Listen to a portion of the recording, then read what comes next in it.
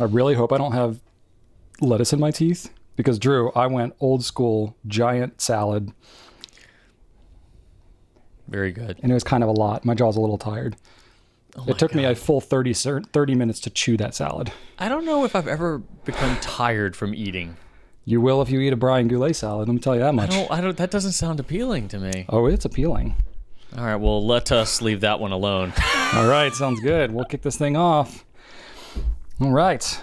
Hey, everybody. Welcome to episode number 38 of the Goulet Pencast, where fountain pens are still a thing. I am Brian Goulet. And I am Drew Brown.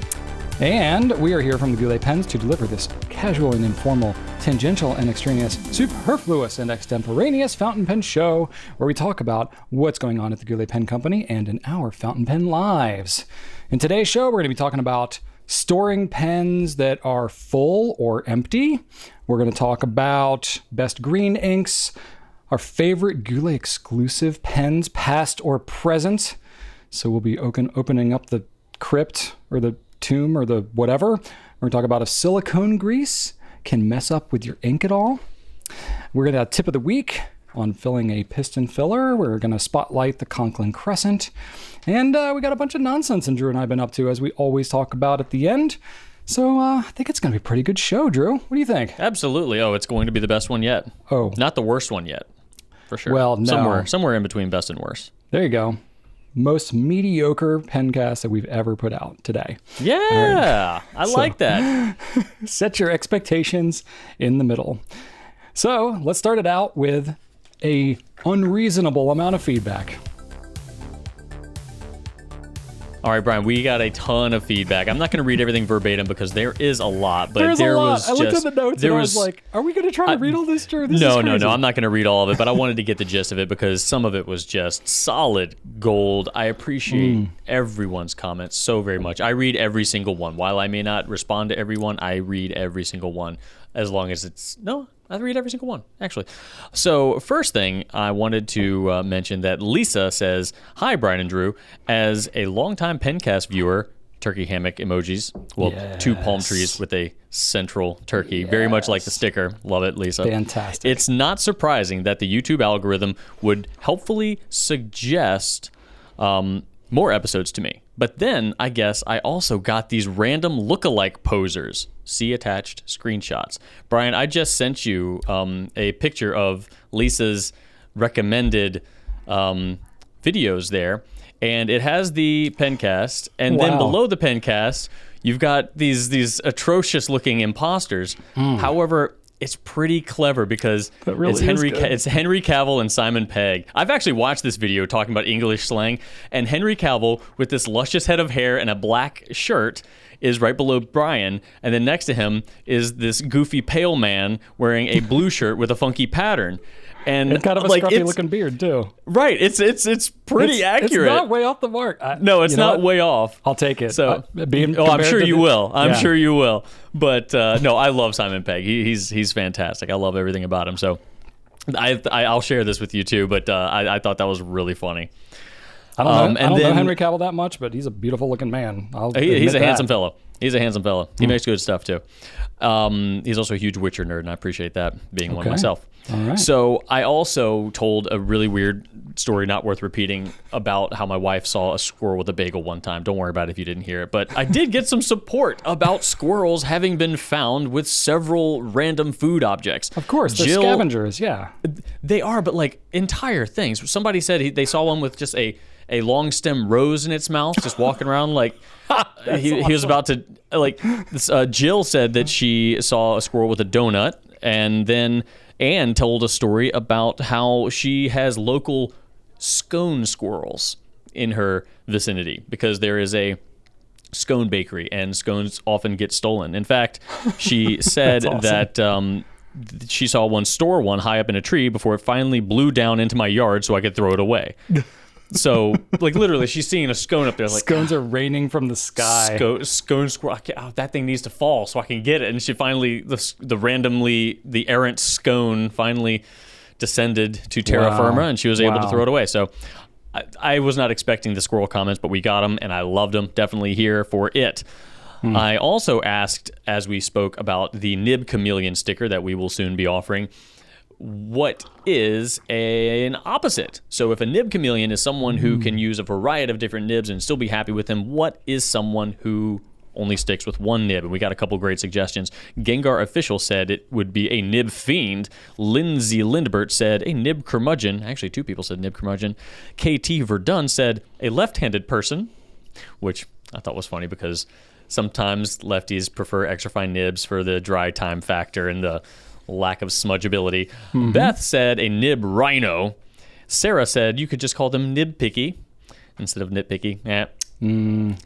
Alan said nib sloth. They know what's comfortable. They don't really go anywhere else. And then Kristen said nib zebra because they can't change their stripes. All of them very, very good. And then finally, we'll close out my little feedback nugget section with a comment from East Wind on YouTube. And they said, idea for Hot Ones Goulet edition. Drew asks Brian very pointed questions, which Brian must answer quickly and directly. One answer, no explanations or caveats. Every time he can't give a direct answer, he has to try the next hot sauce. Example, what is your favorite pen? Favorite 3 inks? What is the best Fast and Furious movie? Why are you the way that you are? What nib size is best? Which bear is best? What is the optimal amount of pockets in a pair of cargo shorts? Which is better, a corn dog or a sausage and a pancake? There are so many options. Wow. I love this because you can tell that Eastwind has listened to just about every Pencast episode because... there's a lot of deep cuts in there. Yeah. There's a lot of deep cuts. That's not all from one Pencast. That's no, like it certainly 12 is different not. Pencasts tied together right there. Why are you the way that you are? Why are you the way that you are?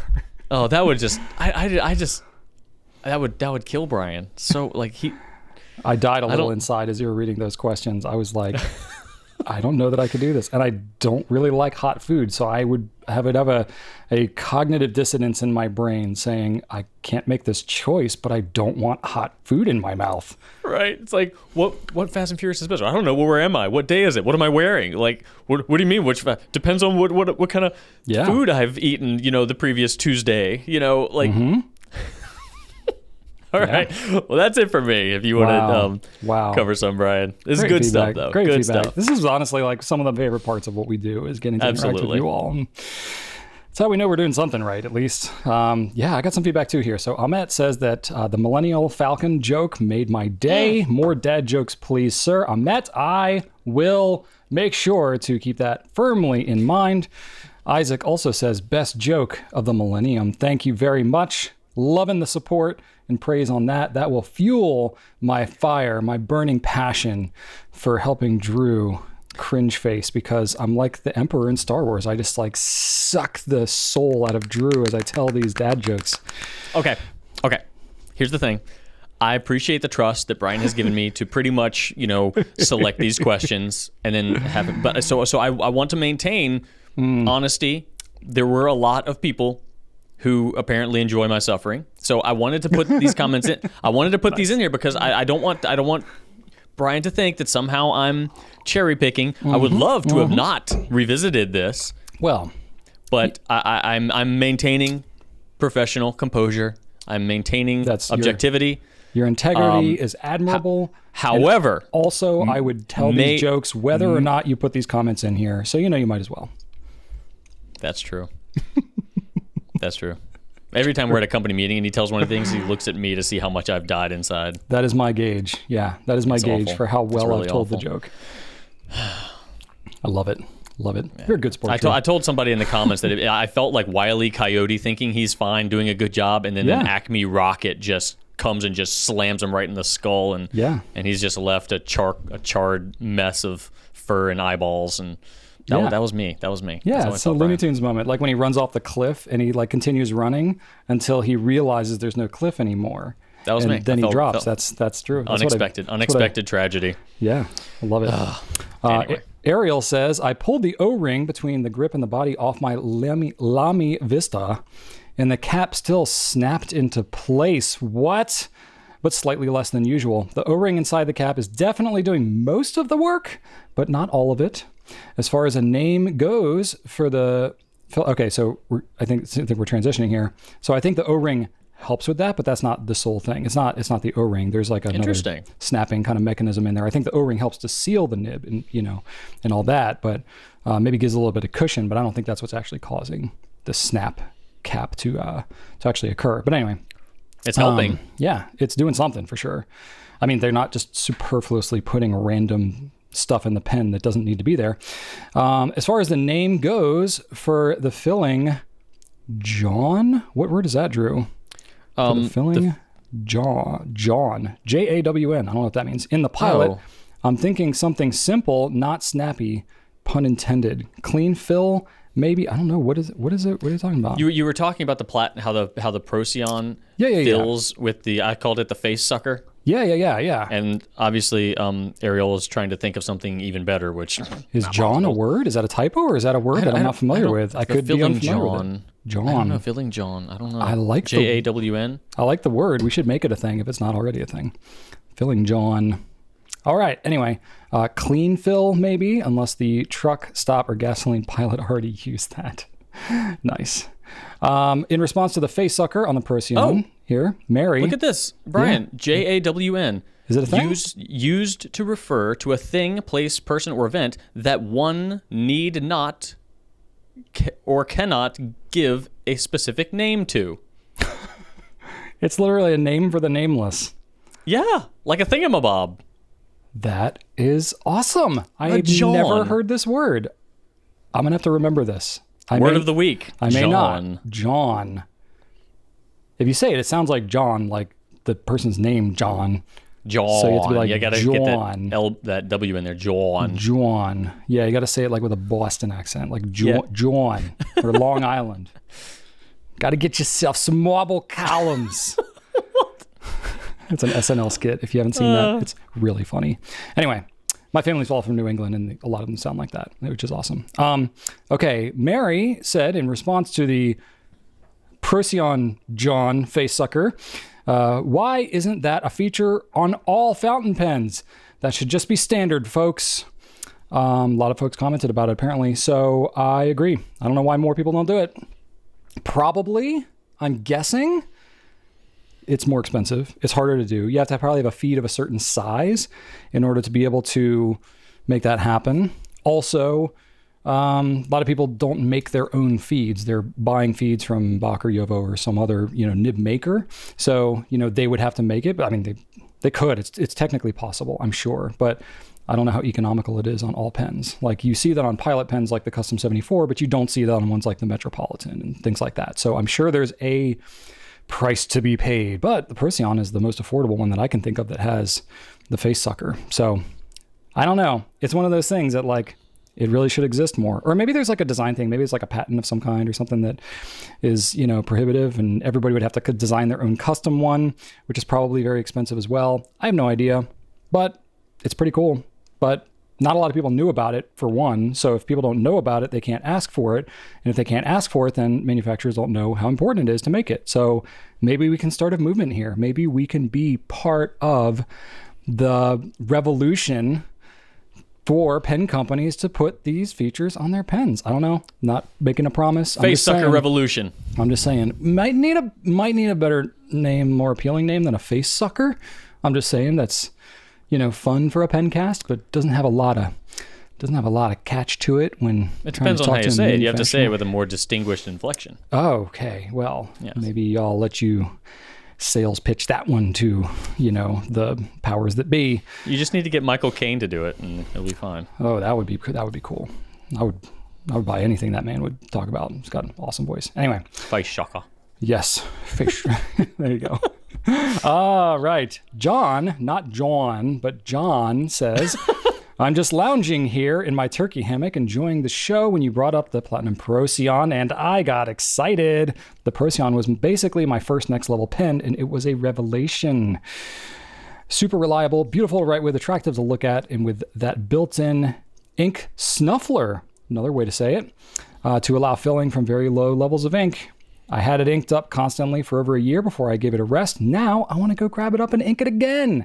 It's probably the pen I recommend the most to people wanting to step up their fountain pen game. There you go, John. You can join the face sucker revolution. I love this one because I hope that doesn't catch on. We covered this because not a lot of people talk about it. Yeah. In last week's Pen Spotlight. Yes. And it just goes to show that every well-made fountain pen, even if it flies under the radar, is somebody's go-to. Exactly. And I love that this is John's go-to. This is why I can't make choices, Drew. Oh my God! Don't use John as your indecisiveness crutch. John is a living example of just it's out there for everybody. God. Anyway. Last one I've got here. Robin had a really good question. So this is taken a little more on a serious note.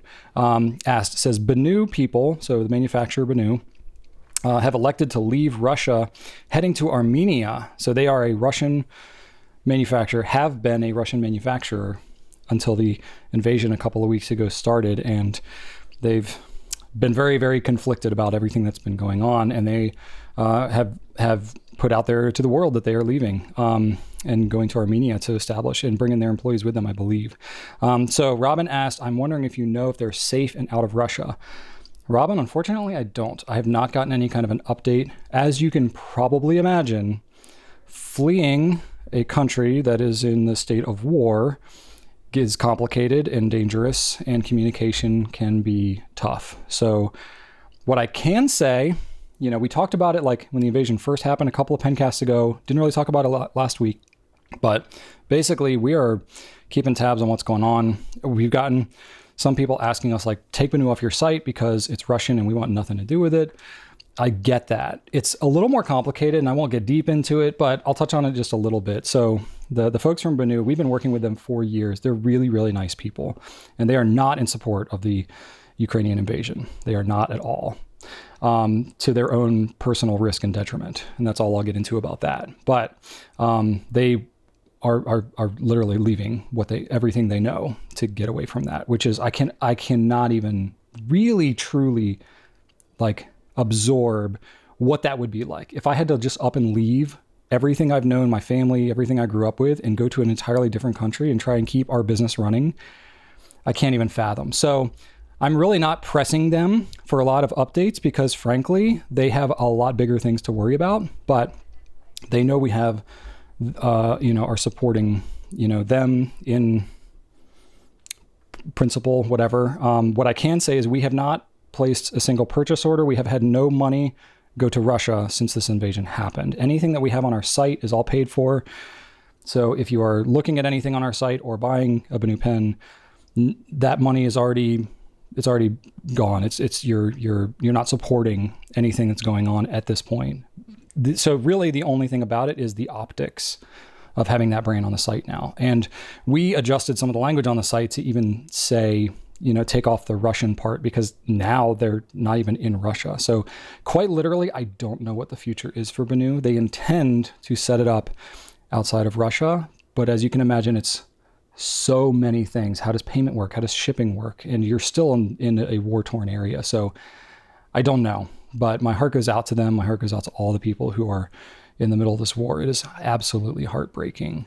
That said, if I really feel like having the brand up on the site still is in some way somehow legitimizing or supporting any of that, we would take it down. It's a little more complicated because we know that Benu doesn't support it. None of our money is actually going over there. But at the same time, I don't know. It's just complicated. We've had a few people call for us to take it down. A lot of other people are super understanding too, and all that. But I don't know. So on any given day, on any event, we could change our minds and take it off the site. But just know that having it up on the site does not mean we're not paying attention to anything or that we support what's going on. We are just absolutely heartbroken, and there are no winners in this situation. So that's as much as I can say about that right now. I'm just hoping and praying that they get to safety and can continue because they're really, really good people and they're good pen makers, and we hope that they can continue. But if they can't, it would be just a tragedy. So we'll take it day by day, just as we have been so far. But we're grateful to be able to live in freedom and safety where we are and keep doing our thing. So that said, I know a lot of people come to the Pencast to get away from all the real life stuff. That's as much that we're going to talk about that for this Pencast. We're going to get into a whole bunch of nonsense, starting out with, well, not nonsense, but we're going to go into new stuff. All right, back to pens, shall we? Okay. The only thing I really have to talk about, I'll be honest with you, we have a lot of new products. Like, I can't even keep it all straight. But not everything is launched yet. And I have to look at the website to see, like, what have we launched? What's public? What's not? Because there's seriously so much, like, even things that are months out that we're having to work on right now. So I'm erring a little bit on the side of, like, let me not talk about some of these things because I don't want to say something that I'm not supposed to say. But one thing that we do have that I can't remember if we talked about this yet at all, Drew, but I am excited, the Pilot Custom Heritage Special Editions. So these are, essentially like about the size of a custom 912. So it's a little larger pen. It's a little larger than a custom 74, perhaps. Flat top, looks really slick, but it's got these like deep, kind of pearlescent resins to it, like something you've never seen from Pilot before, which I went to the office yesterday. I saw them in person. I pulled out all the colors and I was like, oh, these are cool. Now it's not like something you've never seen before. It's just something you've never seen in a Pilot pen. So that's really cool. They are a little more expensive. They're $320, which is like, it's a bit of a jump up from something like a custom 74, and it's the same nib, got a Con 70 converter and stuff like that. So the writing experience is going to be, if you like the custom 74, you're going to love this thing because it's the exact same thing. But is it like, oh my gosh, because it's, 320 instead of 160, like the custom 74, is it going to be that much better of a writing pen? No, it's basically the same guts. But if you really like the style, you like that resin, and you like the quality and consistency of Pilot, I think it's worth a look. So it's not going to be a pen for everybody, but it's got that beautiful 14 karat nibs, the number 5, technically the number 5 Pilot size is not actually like a Yovo number 5. They have a different scaling system, but it's that same size as a custom 74. So it's going to write great. It looks really good. If you're willing to make the jump in the price, you won't be disappointed because they look really, really nice in person. So, and they Drew, really, to me, you're a flat top fan. I know you like it. Oh, absolutely. Yeah. Just the fact that it's a flat top pen, please. Absolutely. And it feels like we're getting like somebody made a mistake and the US is getting something that should only be in Japan, It does feel like that a little bit. Right, because Pilot has released in Japan really bright, vibrant, crazy pattern pens. Yeah. And the ones we get over in the US are kind of like, the basic stuff. They're still beautiful. They're much more conservative with what they release overseas. Right. Now, the transparent colors of the Custom 74, and then every now and then a crazy vanishing point will show up. But for the most part, this is like really something special just because of how vibrant and exciting these patterns are. So it's a big deal. It's neat. I hope to see how they're received. I hope they're received well. I think the price will be the only thing. So there's 4 colors. There's red, marble, orange marble, black marble, blue marble. So pretty, they're like darker jewel tone kind of colors, but they have a lot of swirl to them, a lot of depth to them when you look at them. They're really, really cool. So anyway, I'm excited about it. Not every day we get something new from Pilot, so it's always exciting when we do. All right, Drew, what you got? Well, hot on the heels of the TWSBI Swipe in Salmon, or Salmon if you're feeling like that, we've got the TWSBI Swipe in Pear Green, which matches up very nicely to the salmon or coral if you want to not call it salmon. So just another color of the Swipe. It is like one of my favorite pens that... you really have latched onto that pen. You really 100%. Like I'll talk about this TWSBI Swipe all day, but I won't right now. But I'm into it, very into it. Let it go on the record. And the Pear Green looks cool. It's neat. It's another color, so yay for that. Yeah. And new from Nebula, we carry Nebula notebooks, and in the Nebula notebooks there is Tomoe River paper, which is super popular, super wonderful. And if you want to show off your ink, that's the paper to do it with. New. Right now at the Goulet Pen Company, we have tablets of this paper. So if you wanted just terrible paper for letter writing and things like that, this is the paper for you. We are carrying it in 2 sizes. You said terrible, like it sounded like... Oh my gosh, you're right. It's not terrible. Drew meant terrible, like able to be torn from the top of the thing. Not terrible as in the quality of the paper. Just gotta get that clear. I was like, whoa, wait a minute. That's so funny. It's not terrible, but it's just terrible. Oh man. Yeah. I feel dirty now. How dare I? I feel like need to wash Drew, my mouth out. This is too obvious, but there is a dad joke that I have related to that. Well, thanks for the warning. Yeah. I have a joke about paper, but it's terrible. that's the joke. I mean, you literally just said that as the punchline. But, so Yeah, say that well, away. maybe that's why. Say Maybe that that's away. why I felt so bad about it. You could just like sense that there was an essence of dad joke in there, and Ooh, yeah, you kind of smelled it. So we're carrying these in 2 different sizes, large and extra large, which isn't really large and extra large. It's more just kind of like A5-ish and A4-ish. it's sort of like B sizes, not A Yeah, sizes. It's like somewhere in between. Yeah, but not large and extra large. Even though that's what they're called, it can be deceiving. Yeah. So we've got the measurements on the site, though, if you want the exact ones. We're also going to be carrying them in white and creme. So 2 sizes, 2 colors. Bing, bang, bong. There you go. That's right. Yeah, and it's terrible paper, so you should buy it. Absolutely terrible. You'll love it. Oh my gosh. All right, that's what the new stuff we have to talk about. Let's get into some Q&A. All right. Time for a question and an answer. Oh yes. Garrett is going to be asking the question. Brian is going to be giving the answer. And Garrett asks, when you want to store away a fountain pen for a significant amount of time, months, you obviously clean it so that it's empty. Yeah. But would it be a good idea to fill it with water? I know that in the original email, Garrett also went on to just kind of talk about like why he had originally cleaned it, but then he had also missed some residual ink or something like that, and it had dried and made his piston really hard to operate. So he kind of next time he went back to it, it kind of cracked. He had to kind of break that crusty seal. And he was wondering, well, if I had just filled it with water, maybe I wouldn't have had that problem. But maybe there are some unforeseen negative consequences to having water sit in a pen for that long. Yeah, I mean, ideally you would just clean the pen thoroughly enough so that it wouldn't, have any ink left in there. That's easier on some pens than others, of course. I think generally speaking, I was trying to rack my brain. I was like, is there any like actual harm or disadvantage to doing it? Not necessarily. Anywhere that I read from, especially I look at folks like Richard Bender and people that like are into vintage pens and repair pens and pen restoration, because they see the results of pens that get left for a long period of time and then what's required to restore them and that kind of thing. And when you're speaking about pens as a whole, I do tend to take heavily into account those who are working in vintage pens and stuff like that, because if you look at, in the grand scheme of pens, when you're talking about a general question about like pen maintenance and storage and stuff, we sell modern pens, which pens have been around for 150 years. We've been selling pens for 12 years. So 12 out of 150 is a relatively small portion of all the fountain pens that could potentially be discussed around a certain issue, something as broad as cleaning or storing or something like that. So I do like to take into account, those that are restoring pens and stuff like that. So they pretty much universally say if you're storing pens, clean them very thoroughly, let them dry, and then store them empty, completely empty. I agree with that. I think that is the best way to store it. I was trying to think like in practicality, if you have water, just water, not ink, you definitely don't want to leave ink because it'll crust up and it'll cause all kinds of things. But if you have water left in there, what would actually be the harm potentially in doing that?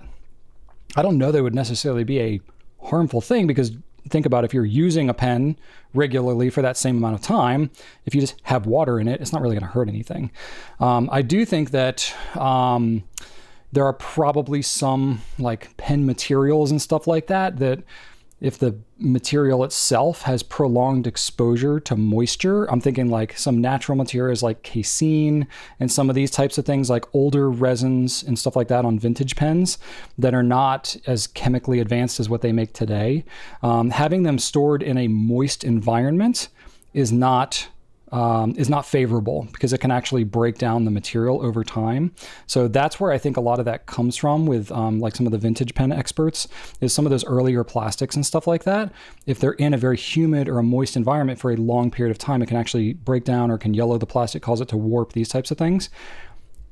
That's in principle. I don't know, say you were to have a pen storage drawer of some kind or a pen box or something like that, an enclosed environment where you're storing your pens, if they're all filled with water, over some period of time, that water is going to evaporate out of the pens. So that's one thing to take into account. You are going to have an empty pen if you leave it for long enough. Some pens seal better than others, but over time that is going to happen. Now, if that's happening and it's in a completely enclosed environment, the only place that water has to go is into the container that you're storing all your pens, which would make that more like a humidor, like a more moist environment, which in theory could possibly cause some harm to your pens. In practicality, does that actually happen? I've never heard specifically of anybody that like, I stored all my pens filled with water and now they're all ruined. That's in principle, the physics of it could potentially be there. Is there any actual harm? Probably not. I don't really know, but I can say that like some pens, like if you take a Noodler's pen, right? Big, wide open ebonite feed, doesn't have like a super sealed inner cap or anything. If you store that thing with water, give it a couple of weeks and that pen's going to be completely dry anyway. So at best, you're just buying yourself some time. So will it hurt anything? Maybe potentially on some level. I haven't really heard of that being a practical problem. You know, another issue with anytime you have water is you have the potential for things to grow in the water. If you have impurities or whatever, you know, there's no biocide or anything in water, but there is in most inks. So if you leave your pen filled with ink and you use it all the time, it's no problem. But if you leave it filled with water for a long period of time, you could potentially have mold and other things like that that could grow in it in a moist environment. So, you know, especially if you're going to be storing your pens and then it gets put in a box and it gets put in the attic or something, hot, moist, you know, that kind of thing could maybe not be so good. So I think just in general, it's not necessarily worth the risk potentially. If you store your pens empty, then they just will stay as they are. It's a little easier to control the environment. If you store them with water in it, you're just introducing more variables of potential issues. But again, I just haven't really heard that being a problem. So I would say just err on the side of caution, store your pens empty, because that's the advice I hear from basically everybody. But if it's something that you're just storing and you have access to it and you want to just keep some water in it, nothing's stopping you from doing that. That's totally up to you. It's your call. I just don't think that it's necessarily the go-to practice. Does that make sense, Drew? Yeah, I completely agree with that. Yeah. You probably won't know the answer to this, but I am left with a curiosity about whether or not a pen full of water would have the contents evaporate faster than a pen full of ink, because obviously the water in both is going to be to evaporate, because you know, fountain pen ink is mostly water. Right. But does the fact that it is mixed with other elements make it so that it evaporates slower? Or do you think regardless, the water here will evaporate as well as the water here at the same rate? I am not a chemist to know the answer to that. My instinct is telling me that if you have ink, that would appear to dry out faster because you have more non-water in that solution that would not evaporate. Right.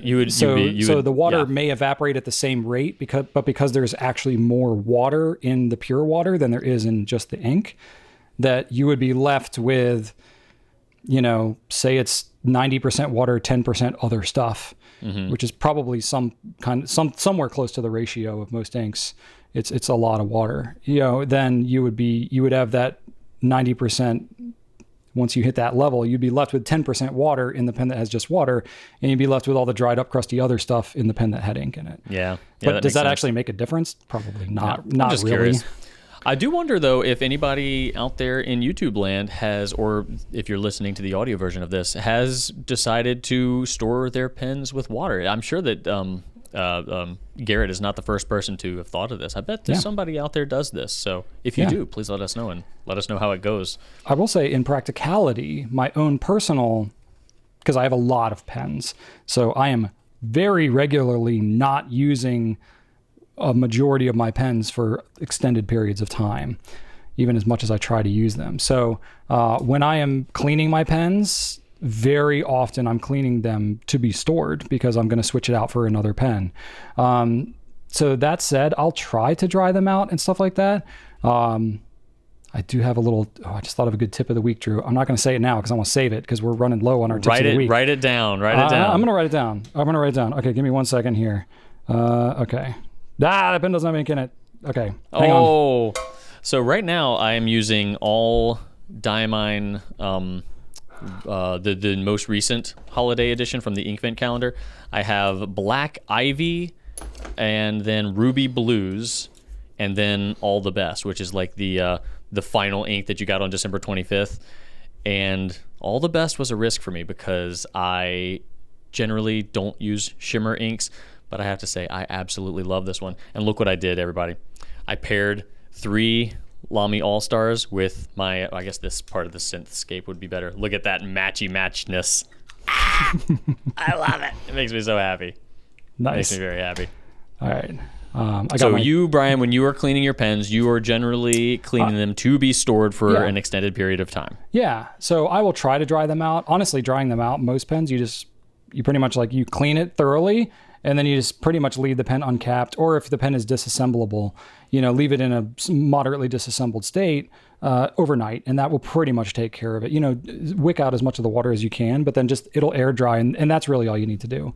But I've had pens where, they're some kind of vacuum filler or whatever, and there's just little bits of water that like to hide in places on those pens, no matter how much you try to dry it out. Or I've been in a rush or whatever. I'm getting ready to travel, and I don't want to leave pen parts all over my desk. So I'll clean it out as thoroughly as I can, try and dry it out, and then I'll cap it and store it away, knowing that there's a teensy little bit of ink left in there.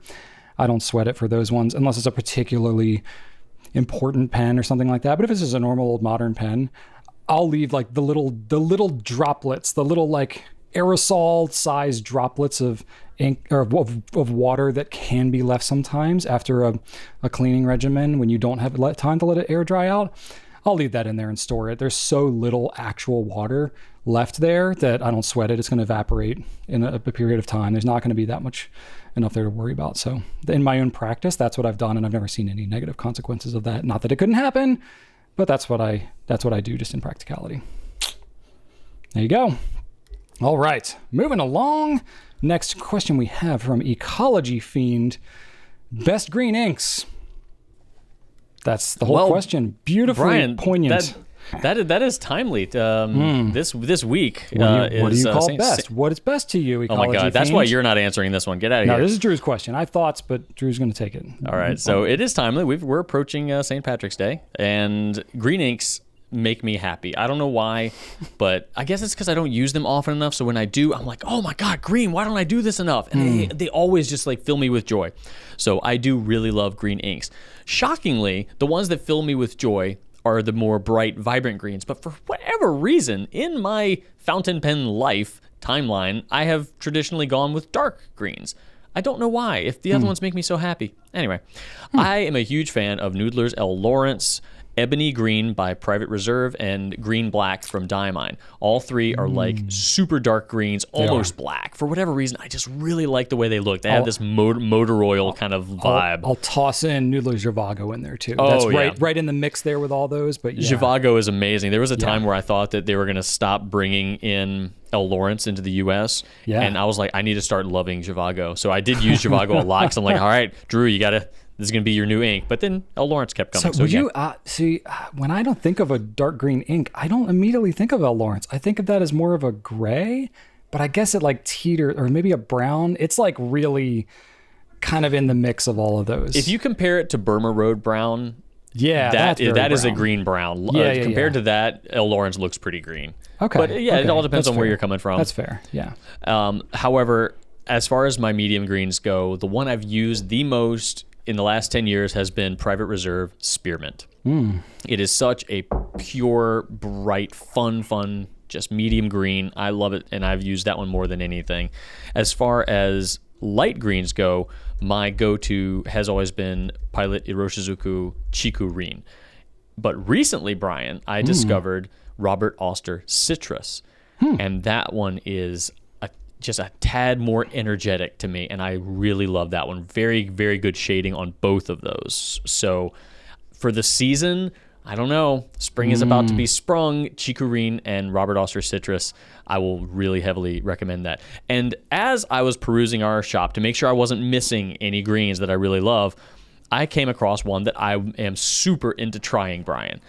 It is Sailor Shikiori Tokiwa Matsu. And I've never used this one. I didn't even swab this one. This is one that Rachel swabbed when we first got it in. Okay. But I saw it, and it's just this... It's got some crazy brown, greenish, sheeny awesomeness happening. I'm like... As much as I love what I have going on here, one of these is going to need to go bye-bye because I need to use that ink. I am super jazzed about it. I don't even know if I've seen it before. I don't know how it passed me by, but it looks rad. I'm super into it. So one thing I also wanted to mention is that we do have sample packs that we have put together as some of our best-selling greens in both light greens, medium greens, and dark greens. So if you'd like to try out some for yourself in order to settle what your favorite green is on any of those 3 tiers of brightness, we make it easy for you. So I will link those in the bottom so you can check them out. I think greens are it's one of those colors that has such a wide range to it. I know. And like you can have such different emotions looking at the different shades of these colors. I know. That Robert Oster citrus, that is cool. That's like it's like a diamine meadow type green. That's yes. What meadow's so good too. That's a really good one. Diatomensis heliogen green is really good. I don't use it because it's a little shimmery for me, but it's super popular. So you might also want to check out that one. There's I had to stop myself because there are so many really, really good ones. Yeah, and because you get like some really bright ones like Diamine Apple Glory. Apple Glory, I do not like. I will say I do not like Apple Glory. I think it's like almost like a Bay State blue vibrancy, but in a green. Like it's very pretty, bright. But it never behaves for me on paper. It always feathers like nobody's business. Okay, well you can't have it all, I guess. I use Apple Glory to test paper though. I will say that's kind of like my go-to. Okay. Can this paper handle Apple Glory? There you go. See, like when I look at the olive greens, I feel very differently about those than I do about like a mid-range green or super bright green or, there's such... I really do have... like teals and turquoises, like are these I have a favorite green? Olive green. I have a favorite olive green, Brian, and I did not include it because I don't like the way I say it. Well, okay, Drew, this is a safe place. There will be no judgment here. I'm trying to be better about my pronunciations, okay? It's just a personal journey of mine. The French words I struggle with. Okay. So, Herbon inks. Mm-hmm. Yeah. I can't say vert olive without sounding just like I'm just vert. I know that that's not vert. When I say vert, it just sounds so country. I don't like it. So I'm like, I'm not going to say vert. It seems disrespectful to that ink. But I don't know. Like the E is not an it's more of an air sound. Vert. Yeah. Vert. I don't know how harshly you say the T. I just don't know. I think you would say it a little harder because it depends on what the next letter is in the next word. I think you would say the T a little harder because there's an O in olive coming after that. See, I didn't want to go there because to me it just sounds like vert. I don't want to do that. That is true.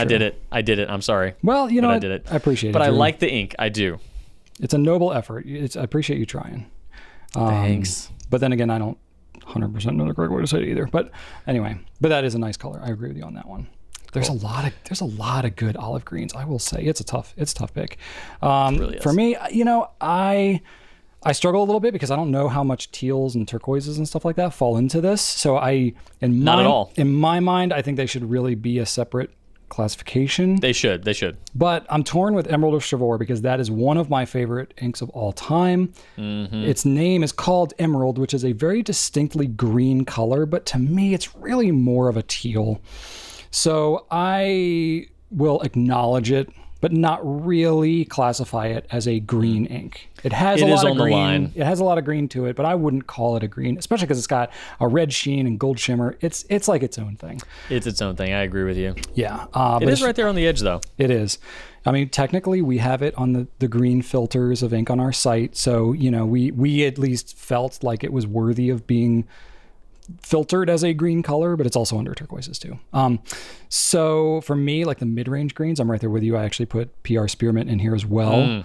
But if you want to go with another Herbon color, Lierre Sauvage is a really nice mid-green as well. Not quite as saturated as Spearmint, but if you like the shading, you get a little more shading with that one. And all the Herbon inks they flow really well. They're easy to clean. They're just such light maintenance on the pens. So great.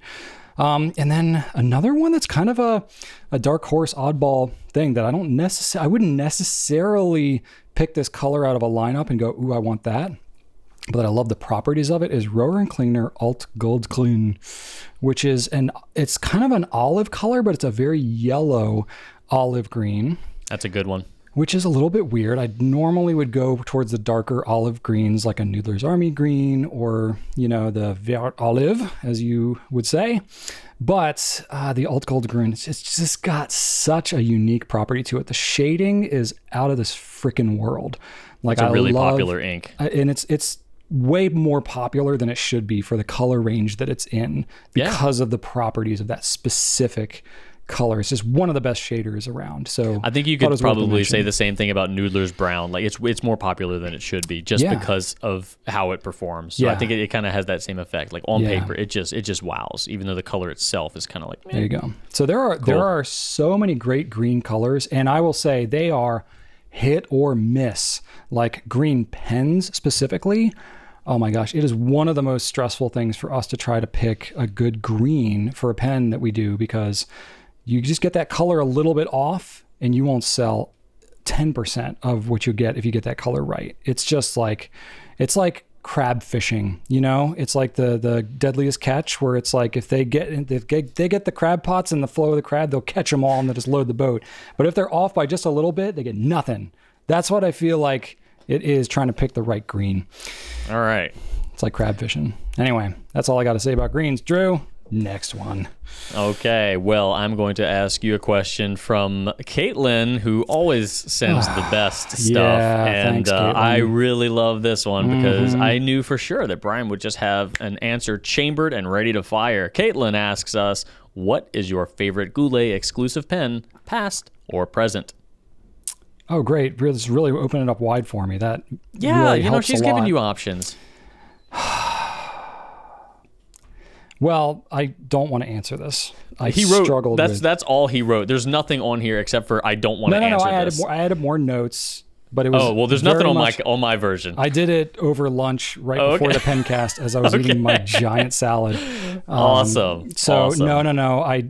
I went into the notes first and I just put, I don't want to answer this. And I just left it there. I really thought about it a lot and I didn't have anything to put in there. So I just left that and I was like, I'll come back to it right before the Pencast, because sometimes I work better under pressure. And I came up with some stuff, as much as I hate to answer it. Anyway, you get to watch me squirm now. Yay! I tell Jad jokes for Drew. Drew asked me pointed questions with, concise answers, and I squirm. So the first thing it reminded me of is an expression that I heard recently that I really like. I don't know where it came from. I just found it off one of these websites that has random phrases. But it says, give me ambiguity or give me something else. And I feel like that fits so many of the answers that I try to come up with. Give me ambiguity or give me something else. Yes. So for me, I think if I had to just pick one pen, the one that I would probably pick would be, for somewhat sentimental reasons, it would be the Edison Nouveau Premier. It was our first exclusive pen that we ever did. We still sell it, though the only one we sell currently that's from the original batch is the color that Rachel picked. We've told the legend before. What color is that again, Brian? Can you describe to me the shade? I would call it a golden amber. Give me a shade that starts with the letter B. Golden amber is what I would call it. Would you really? Yeah, burnt sienna, perhaps. Is golden what I would call it. Oh my God, you're it's definitely tragedy. Not brown. It's not. It is absolutely brown. Not brown. Brown was it? Did the blue? Do we still sell the blue pen, Brian? We don't. We don't. Oh man, was that due to the fact that the material is unavailable, or due to sales and success and awesomeness? So moving on to the rest of the question. No. So the legend goes that when we came out with the Premiere first, we worked closely with Brian Gray. Brian Gray picked a matte black one. I picked a surprise blue. A bright cobalt blue one, and Rachel picked the cappuccino. And it was kind of like jokingly, we wanted to get, different colors, but we kind of jokingly were like, hey, let's just see which one sells better. Haha. And we see kind of who wins or whatever. Not that it really matters because mine didn't win, but Brian Gray's died out first. His was also because it was a matte finish, it was like more steps to have to make it. So he kind of did himself in on that one. He was the one making the things and he picked the one that was harder to make. So we killed that one first, and then the blue one died out. We changed it with other colors and we mixed it up, but that, we retired the blue one, but the cappuccino we've kept, and it still sells to this day, 11 plus years later. So Rachel wins. I mean, she is indisputably the color, picker of the company. So she just has a way with colors. But anyway, props to her. She recognizes it. Even though it's a brown, it still was such a good choice. I'm just kidding. I don't really hate brown pens that much. Anyway, I just like to make Drew give him something to fight for, I guess. The fact is, Brown won. Yep. Browntown, USA. So anyway, if I had to pick just one, I would say that one because it's sentimental and all these reasons. And we had a very, very heavy hand in designing basically every aspect of that pen because we were designing it from scratch with Brian Gray. Now, that said, we've done some other ones that I just wanted to mention kind of for fun. Sure. Yeah. You know, the Visconti Opera Master Luna that we did, we had that material and we put it, you know, the Opera Master, it's a heavy pen. It's not necessarily my favorite format of pen to use to actually write with day to day because it's so heavy and large, but it really showed off that material really well. And it was a beautiful blue material with silver sparkle in it. It was really unlike anything that we'd seen, especially from Visconti at that time. And we did an exclusive on it, and it was really cool that we were able to do that. I loved that one. Another cool one, this will take you back a little bit, Drew, but the Monteverde Nighthawk. I really liked it. So Monteverde is known for doing a lot of woven carbon fiber, but they'd never done a matte carbon fiber before that. And we were like, can we do a matte carbon fiber with all stealthed out trim, nib, everything, just all matte black? And we did it and it looked awesome. It turns out it was really, really hard for them to do a matte finish on a carbon fiber weave because the weave of it's real carbon fiber. To do the weave, there's a lot of air pockets in that weave, and when you do a matte finish, the bubbles in the pockets show up really bad. They show up worse than they do with a gloss finish. So they had a lot of waste in the process, and we just weren't able to keep it up, you know, with those factors. We'd never done it before. It was an experiment for them, you know, and it was pretty early on in our pen days as well. So it was a lesson learned in trying to do something that hadn't been done before. I have no regrets about having done it, but that one's near and dear to my heart because it just looked so cool. Another fun was the Retro 51 Santa Jaws that we got to do. So as the sweater that both Drew and I have now, you know, that one's got a kind of a cool backstory. We actually got permission to use that. We didn't just like rip off the design. But I found that sweater at Target, and just at the time I was doing a lot of Instagram stories, and I think I was doing Snapchat at the time, and I snapped it, or whatever the kids call it these days. And somebody who was following me said, "Hey, I know who designed that sweater." And I was like, "What?" He was like, "Yeah, I follow this person, you know, Sweater Jerk. You know, I follow her. Her name's Amanda, and you should go check her out. Like, I follow her stuff, and she does all these crazy sweater designs of like T-Rexes destroying Christmas presents, and, you know, sloths that are, you know, hanging on to Santa Claus and stuff." And I was like, "That's so cool." So I actually reached out to her, made contact. She thought it was such a cool idea, and we were able to work with Retro 51 and design an actual like Santa Jaws pen. So that one's really cool too. And then a more recent one, the Retro 51 Fire and Dice. That was really cool just because, like, I mean, we designed that thing from the ground up and put so much nerdtastic stuff in there. So that was a lot of fun to do as well. So, you know, it's hard because I feel like all these exclusive designs that we do, they really are like my pen babies. And I have a hard time choosing between any of them because I put everything that I can into every single one of them. And I really tie, you know, a lot of, you know, just personal satisfaction for, you know, helping to create something that wouldn't exist otherwise. It's really, really rewarding to do that for the pen community. You know, so every single one is special in its own way.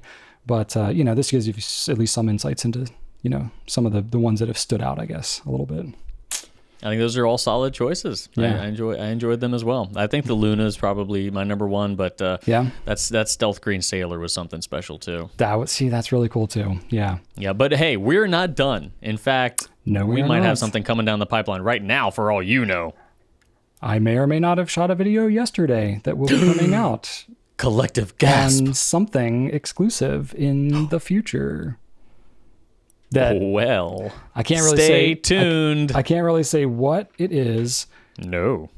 We're shooting to have it in the next month, but I will say it looks amazing. It just looks amazing. tell. Somebody told me earlier today, we'll call him Schmryan Schmule for anonymity's sake. Someone told me that on video this thing looked even better than we had seen it before. Yes. Yes. I have it in tell the you other what. room. I have a sample of it. I have to mail it back, but I literally have it just feet over there, and I can't show you yet. That's But anyway, cool. when it comes out and I say, remember that? Remember episode 38? That thing I was alluding to? This was the thing. That's the thing. You will know, you turkey hammocks, you. All right. Moving on to the next question. This is from Ichiro. Why does one company have various lines of ink? I would appreciate a one-sentence description of each ink line by, for example, Sailor, to help me understand the differences, to help me select one. Drew, take it away. Yeah, that would be nice. Wouldn't that be nice? Wouldn't it be I nice would if somebody broke it down for us I would and made like that sense of any too. of I this? would like that too. It's been sometimes difficult. Obviously, with a brand like Private Reserve, they have ink lines within their ink line, right? But it's all performance based. They've got a fast dry collection, they've got a pearlescent collection, they've got Infinity ink, and they've got their regular line. So those are pretty much self-explanatory. You know, it's right there on the label what it does, right? So those are easy. Like obviously they say it right there on the bottle, no explanation needed. So why some companies do that is to signify what properties you Seems can expect logical. from that Yeah. ink brand. Yeah. With Sailor, though, it gets a bit more complicated because there's no obvious difference, and I totally get you. So the Manyo ink, for example, is 50 mils for $24. You can also get the standard in 50 mil or the pigmented in 50 mil, but you're talking $12.50 for the standard and then $24 for the pigmented. Again, same amount of ink, but twice the price between the pigmented standard. makes sense. Like that's a different property, right? Right, so, right. So in that example, you have the pigmented. There is more stuff in that bottle. It is more costly to produce. So that is going to be the case with a lot of these inks. It just takes more money to produce those, so they have to sell them at a premium. And you might have. So let's say it's an ink collection of, 100 different inks, like the case with the Sailor Ink Studio, which is, one of the more expensive ones. That is 20 mil, so less than half of what we were just talking about, but for $18 for that little bottle. There might be a lot of inks in that line that are more costly to produce. So maybe not all of them, because you look at Sailor 123 and 224, and they look a lot like Manyo Haha, which you're like, okay, this is not that much more expensive than this, so the argument kind of falls apart. But there might be other things within that collection that are more expensive, so they just have to price everything accordingly. You can also, if I'm just speculating here, I don't know why they're this cost, but you can also say that it's likely that the Sailor Ink Studio inks, because there are so many of them, perhaps they're made in smaller batches. If you produce something in smaller batches, that also has a tendency to drive up costs as well, because you get cost savings the more you produce, in most cases. And then you've got the Shikiori inks, same amount of ink as the Ink Studio, but that's 15 instead of 18, a little bit more cost effective there, but it really is all over the place with Sailor. You can also hypothesize that if you're an ink company, it might be easier to, Sailor, another perfect example.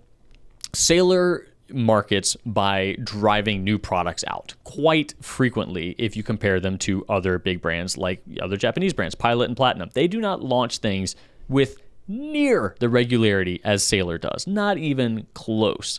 Sailor is always cranking out new pens, new colors, and as far as at least in the U.S., we should say. At least in the U.S., yeah. Yeah. I don't know about overseas. If it's, I'm pretty sure that's just their thing. But yeah, we'll stick with what we know as far as the U.S. market goes. And you could say the same thing with their ink. With these other Japanese brands, you don't see Platinum or Pilot coming out with new lines. But if you did want to drum up interest and hype, launching a new line and maybe canceling another new line is way easier and more cost-effective to market than saying, oh, here's this one new ink, here's this one new ink. You can say, hey, here's this collection, and now we can put all of our marketing dollars behind this one collection and let all of our retailers get this big information packet and let them market this collection rather than one ink.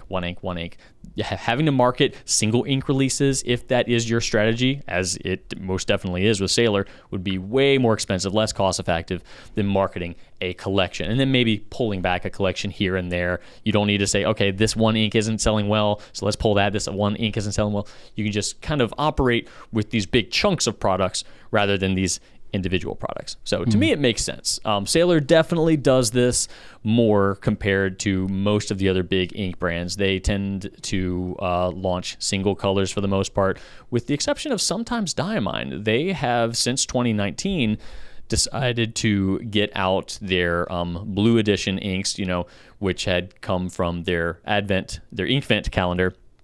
And the first one, yeah. So that they sometimes do. Colorverse is another one that, like Sailor, they tend to use collections, limited offerings, but they can they theme them not by color, but just by naming conventions. But it is a marketing advantage, in my opinion. I don't know if you agree, Brian, but I definitely think that cohesive collection brings more to the marketing options than some individual colors. Yeah, you're right about that. And I'm thinking about a brand like Robert Oster too. They'll come out with stuff that sometimes has a distinctive property, like, some of their candy inks or something like that, or like normal colors of ink they might have that have shimmer in them, right? So they'll have the shimmer designation. It's the same bottle, but they change the name a little bit so that that it's, got that property to it. But they also come out with like the Muddy series of inks, which is a relatively recent thing. Well, they're all kind of muddy looking browns and greens and stuff like that. Well, they came out with a bunch of them at once. It doesn't mean that another ink that already was a kind of a brownish olivey whatever couldn't also just be called a muddy ink. It just didn't already exist as that when they came out with the Muddy line.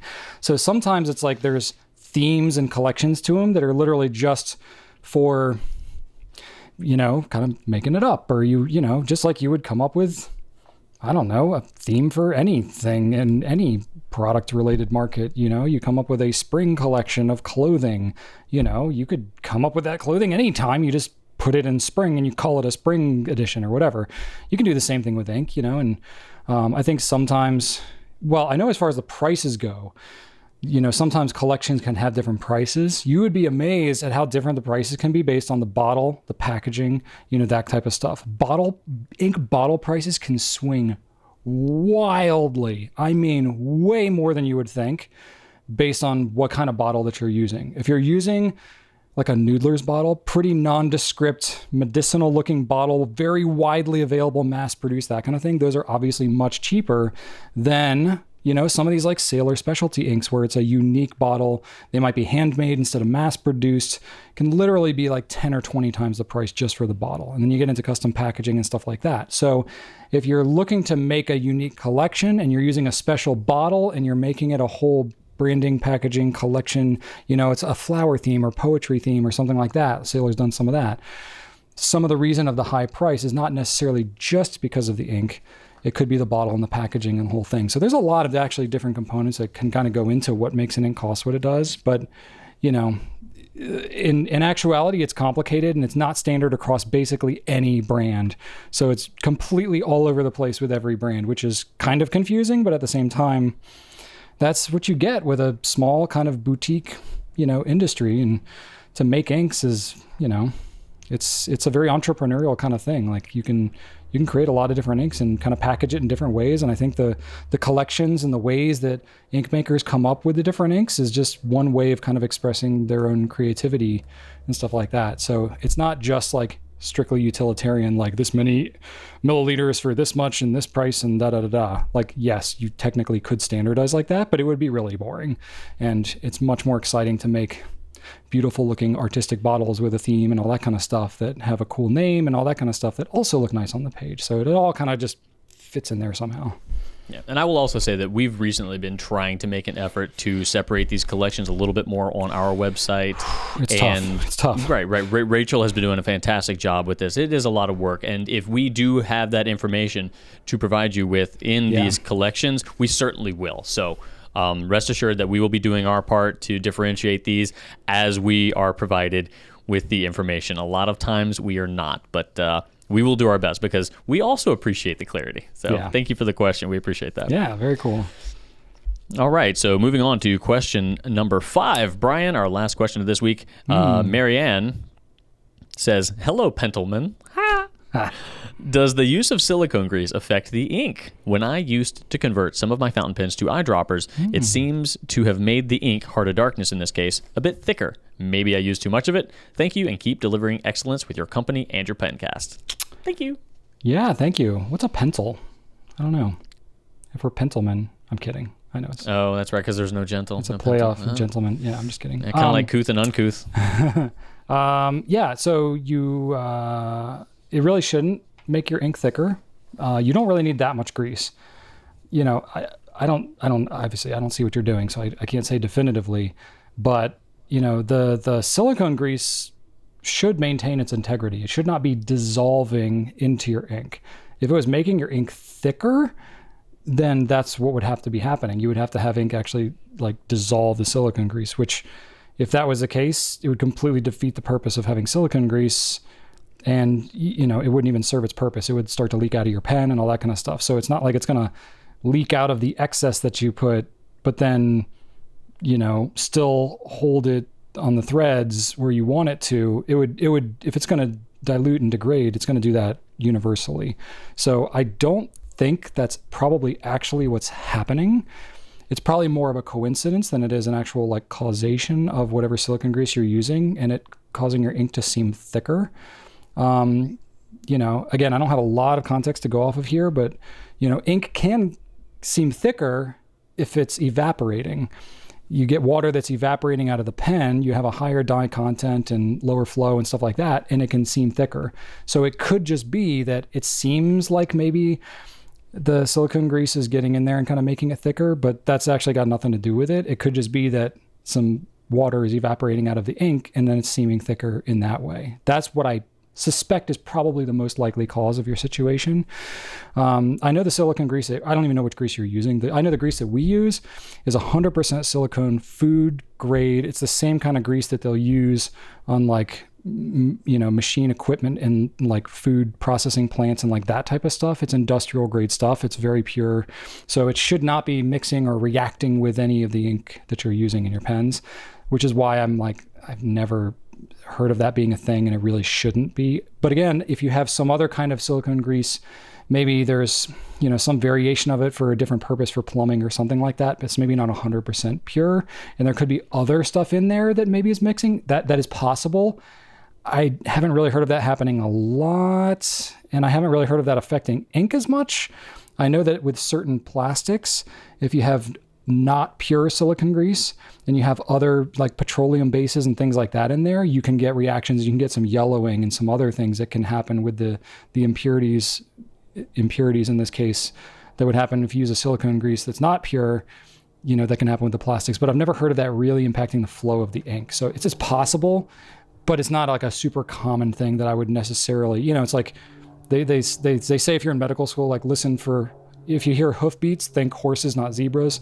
You know, like that's what I think when troubleshooting pens. Like it's possible there could be some really weird fringe thing, but probably it's just that your pen is not 100% sealed when it's closed and it's evaporating over time and the ink feels a little thicker. That's more likely what's happening. Well said. Does that sound like it makes sense? I completely agree, especially because if you're eyedroppering, you're already attempting to make a seal. Like that's your goal. Yeah. You're using the silicone grease to make that seal. Yeah. And if that seal isn't being made, then you're going to have air going where you don't want it to go, and that's going to even very slowly evaporate the water content of your ink and make it appear thicker, because all you're going to be left with is the non-water components, the dye and the schmutz. Now, I'm kind of just thinking off the top of my head now as I'm rereading the question here. Are you about to argue with yourself now? Well, no.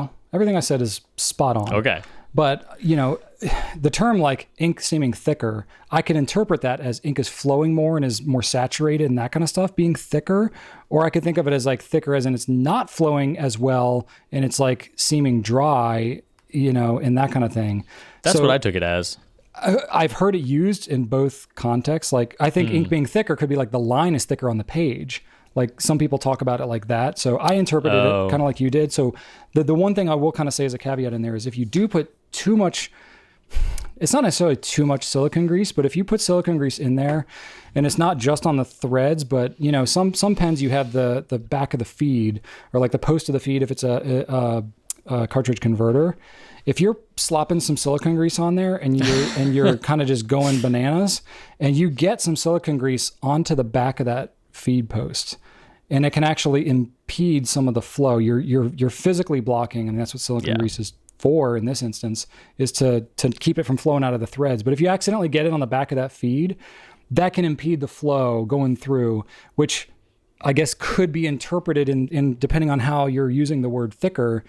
It could be interpreted as like it's seeming thicker because it's not flowing as well through the pen because you've actually physically blocked it with silicone grease. That could be the case, but the silicone grease is not actually mixing with the ink and making it thicker. You're physically putting a barrier in that case of the ink actually flowing all the way through. So that I think is maybe not the zebra, but that's like the next, I don't know horses at all.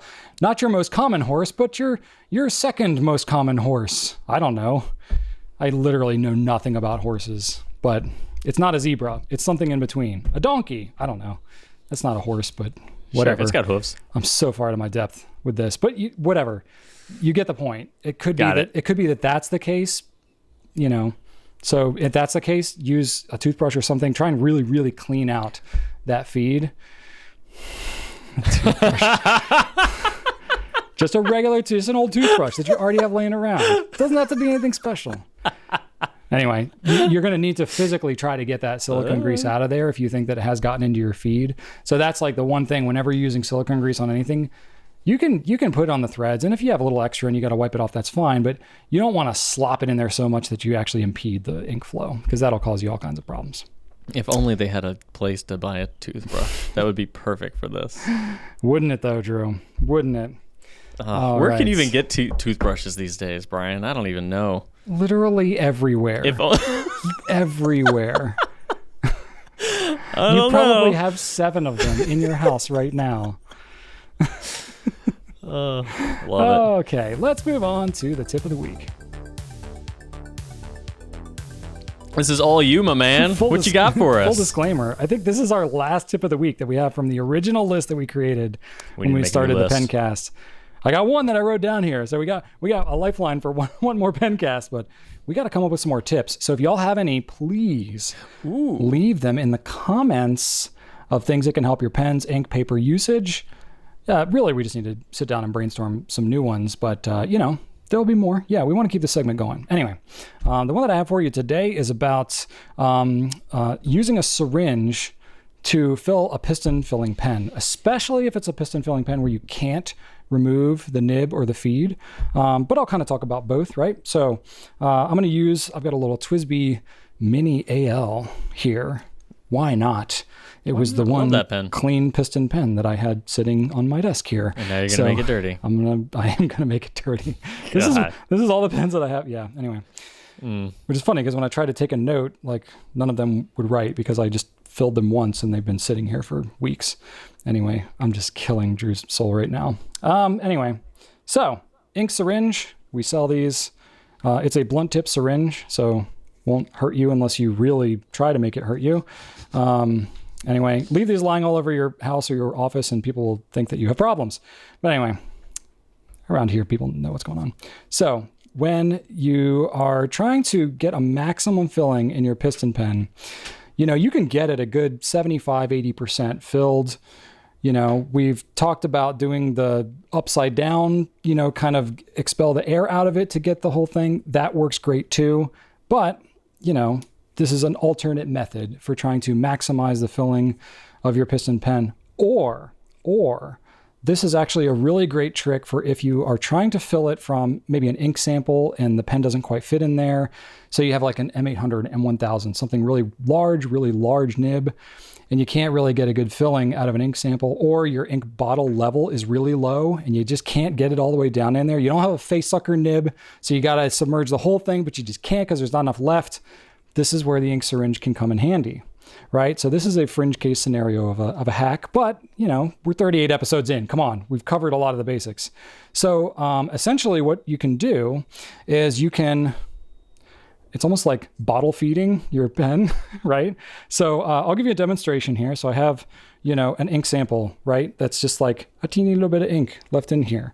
I'm not going to be able to fill, there's like not even 1 mil in here. Now I'm not going to get a full filling. I'm just going to use it as an example. But basically, I'm trying to fill it. So I'm going to suck all the remaining ink out of this vial, right? So would never be able to get that much out of it with just the pen. But now I need to get it into the pen. Well, one trick you can do, say, since I have a TWSBI here, I can actually remove the grip section, right? So if I can remove this, then it's even easier because then it's essentially like an eyedropper. I can just go in here, I can stick it in, I can fill the whole thing, right? That's pretty simple. Not all pens can do that though, but some can, and it's always cool when it can. So that's a neat little trick. You can use that with vacuum filling pens sometimes. That can work cool too, like a TWSBI Vac 700R. It can be handy, but in the case that I'm going to use here, say I have something else where I can't do that, right? I'm failing to think of something that doesn't have a removable nib at the moment, but they're definitely out there. So I'm going to take my piston and I'm going to extend it all the way up, just as if I would if I was going to fill it from a bottle. So what I'm going to do here, it requires you to know a little bit about how the pen works, but basically you need to know where the filler hole is for your nib.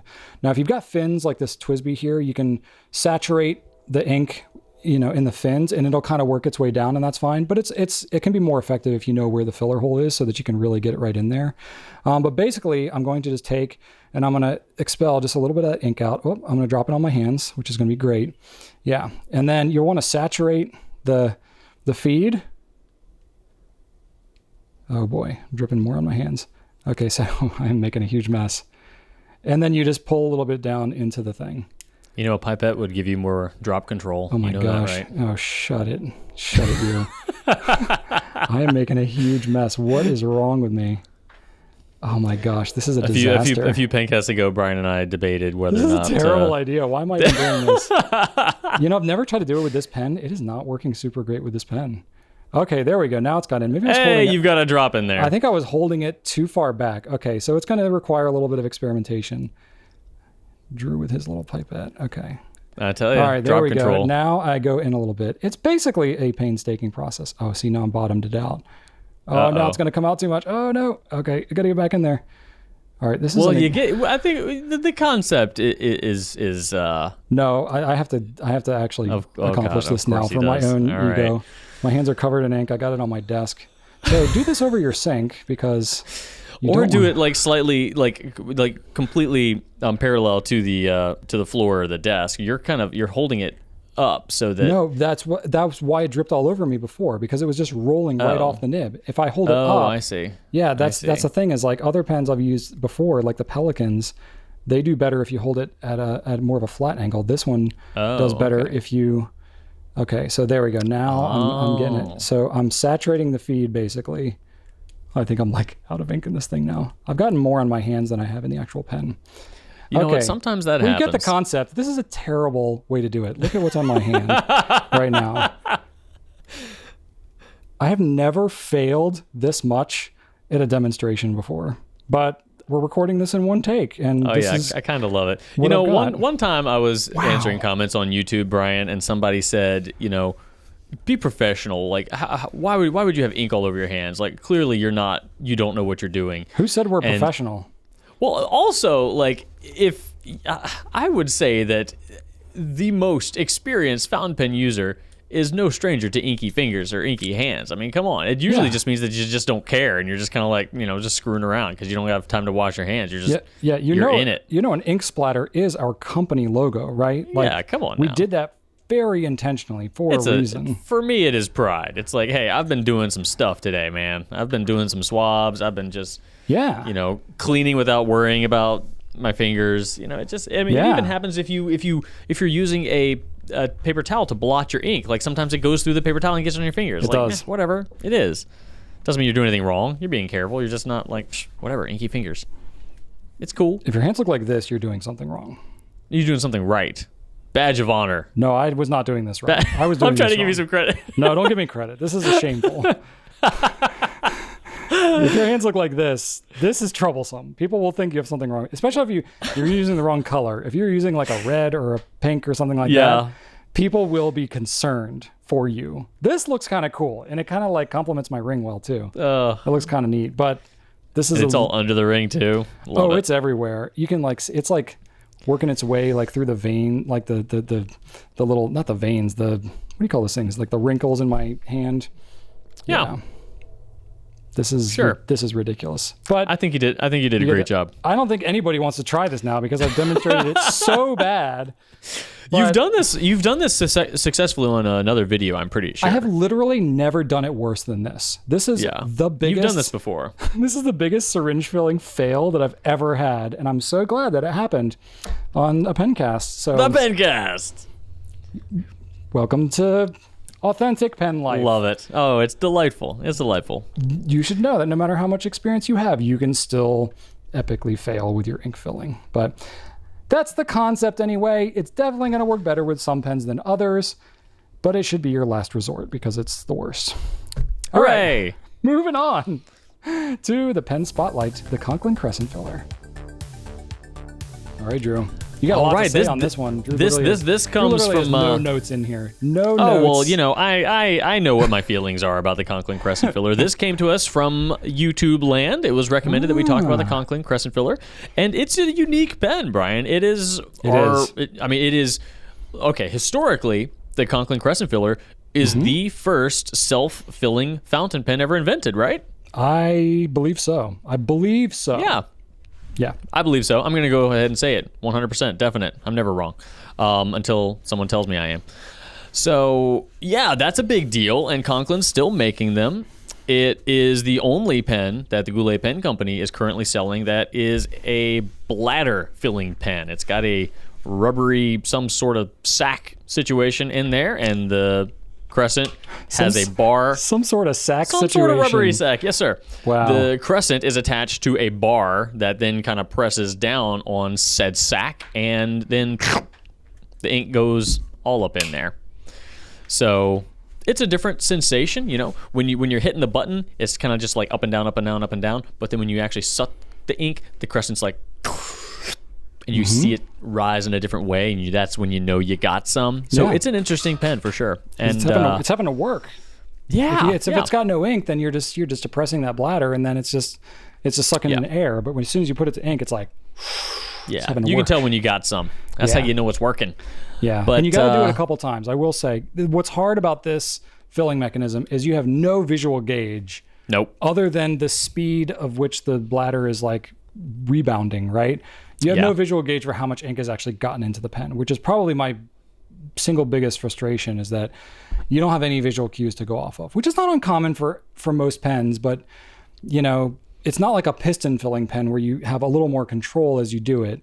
You pretty much just have to do it a bunch of times until you're absolutely certain you've gotten it in there. Yeah.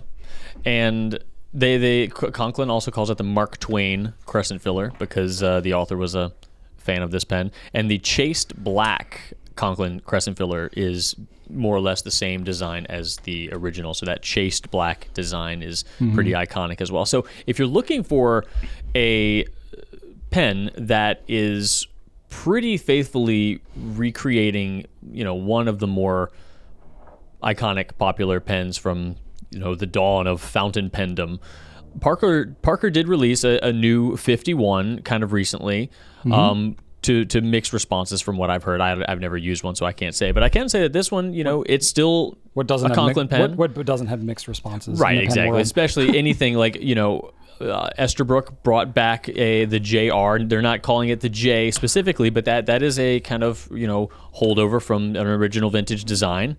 And they're not trying to make it exactly. It's more of a spiritual successor. Inspired, yeah. Yeah, the Conklin Crescent Filler is kind of in that same vein. A spiritual successor of a very original, iconic design. So certainly unique among the offerings just by nature of the unique filling mechanism. Yeah. But overall, it's a pretty solid pen, and it's got a great fan base. Everybody who gets it seems to be pretty happy with it. Some folks are a little confused as to kind of the positioning of the cap.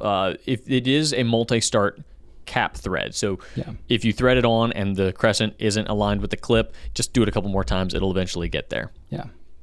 Yeah. The only thing that's kind of weird for me is like you said, that positioning. Like, depending on how you hold it and how it lands in your hand, there's pretty much almost no way for you not to feel something on the barrel, because either you'll have the crescent part or you'll have the ring that kind of locks the crescent in, maybe seated somewhere on your hand. So that's probably like one of the only complaints I hear from some people, and it's kind of a personal preference thing. It depends how it falls in your hand, but that bothers some people. And it's a really long pen, so if you want to post it, especially if you have like one of the heavier, like a metal version of the pen, it can really feel back weighted. So if you're like a die-hard pen poster, you may not love some versions. The resin version I think would be okay. It's still kind of long, but I think it's the kind of thing, like those who really like this style of pen, they like it and they'll get multiple versions of it, and they'll kind of they've got a, maybe smaller but loyal fan base behind it. But there's a reason why you don't see a lot of other pen companies doing this design, is because it doesn't have like total universal appeal. It's more of a, I don't know, it's got a more like a cult following kind of a thing. Sort of like you have certain movies or video games or whatever that people really like. It's not universal appeal, but those really love it, and they kind of like little subculture sort of a thing. But it's definitely got historical significance. Yeah. I think that's very true. And you might be one of those people. So check it out. We've got plenty of more information on our product pages. It comes in several different colors. And if you'd like to compare sizes, you can check out our Nib Nook that puts it side to side next to any pen of your choice that we currently carry. Yeah. So you can see whether or not it would fit in your hand. Yeah. And I would say, because it's called a crescent filler, but essentially, in essence, it's similar to every other bladder filling pen. Every other pen that has an ink bladder or an ink sac in there, they all fill with basically the same principle. Like a lever filler, lever filler, you're compressing. Coin filler, button filler, all these things all fill the same principle, which is you have a collapsible sac where the ink is held in the pen, and the action of collapsing it, and means that when you release it, it creates a vacuum pressure, which sucks the ink up in there. So the principle works the same, whether the way of depressing the bladder can vary on different pens. So it has all the inherent, potential quirks and intricacies that you would have with any bladder fill pen.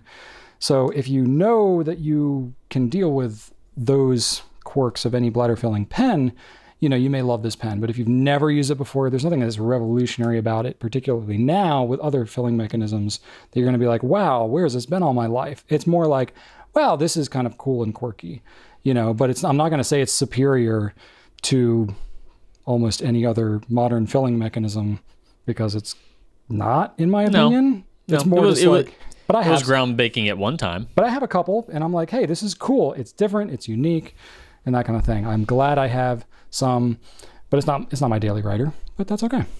Yeah. There you go. It's a fun pen. Cool. All right. Now we get to talk about absolute nonsense. What is happening in our lives? You know what's interesting about this Pencast, Brian? You know what episode this is, right? 38. 38. I will be turning 38 on Sunday. What? Isn't that weird? The week before I turned 38, or the same week, it's episode 38. We planned it that way, Drew, from How the about beginning. that? We were like, if we go from the beginning, then it'll end up exactly on 38. I'm telling you. So I'm mentally preparing myself for the influx of wisdom that will rush into my brain on Sunday. So that would be nice. That would be nice. I'm really, really looking forward to that. For you specifically, that would be nice. Yeah, 37 years of ignorance. I'm just kind of over it. I'm ready for the wisdom. Yeah. So, but I will say, I felt mentally at peace on Friday, because I don't know if you know about this, but the Goulet Pen Company gave all of its team members the half day paid for mental health reasons. So I took advantage of that, and I went home. My seeds had come in the mail for my vegetables and herbs, Nice. and I sat down, and with the sunlight coming in through the bay windows at my table, and just did all my seed starting. Did my soil in my little 12 cell starter kit, and it was just delightful. It was a wonderful afternoon. Time well spent. I We're doing, the usual tomatoes and some peas and some herbs and stuff like that. Not getting too crazy this year. Last year, I tried to do some weird stuff, and that didn't work out well at all. Not doing any broccoli this year. Broccoli sucked. Squirrels ate all my strawberries, so not doing any of that. I'm keeping it simple. Doing the ones that were really successful last year.